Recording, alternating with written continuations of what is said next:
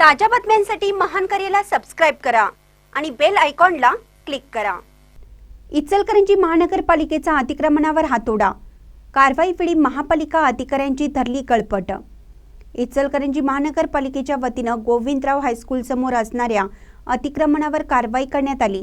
यावेळी एका अतिक्रमणधारकाने थेट महापालिकेच्या अधिकाऱ्याची गळपट धरत कारवाईस विरोध केला, तर आणखीन एका अतिक्रमणधारकाने अतिक्रमणावर कारवाई केल्यास अंगावर डिझेल ओतून आत्मदहन करण्याचा इशारा दिला असतानाही महापालिकेच्या अधिकाऱ्यांनी विरोध मोडून अतिक्रमणावर जेसीबी फिरवून रस्ता वाहतुकीसाठी खुला केला।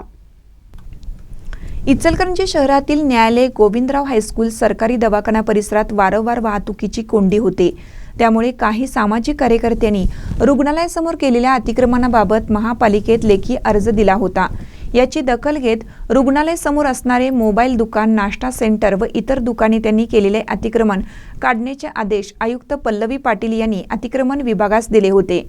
त्यानुसार गुरुवारी सकाळी महानगरपालिकेच्या अतिक्रमण पथकाने अतिक्रमण काढण्याची मोहीम राबवली। यावेळी अतिक्रमण काढताना महापालिका कर्मचारी व अतिक्रमणधारक यांच्यात जोरदार वादावादी झाली। या वादावादीवेळी एका अतिक्रमणधारकाने इचलकरंजी महानगरपालिकेच्या मिळकत विभागाचे विभाग प्रमुख श्रीकांत पाटील यांची थेट गळपट धरत जीवे मारण्याची धमकी दिली।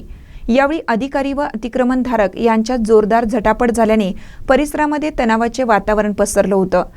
त्यातच एका अतिक्रमणधारकाने अंगावर डिझेल ओतून घेण्याची धमकी देत जवळपास 1 तासभर कारवाईस विरोध केला। त्यामुळे कोर्ट परिसरात काही काळ तणावाचे वातावरण निर्माण झालं। मोठ्या प्रमाणात विरोध असताना सुद्धा मनपाच्या अतिक्रमण विभागाने कारवाई सुरू ठेवून जेसीबीद्वारे परिसर मोकळा करून रस्त्यावरील अडथळे दूर केले।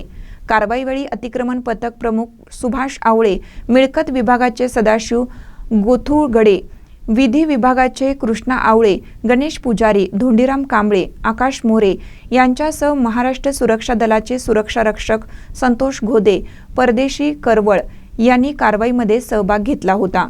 महानकर न्यूजसाठी प्रवीण पवार, इचलकरंजी।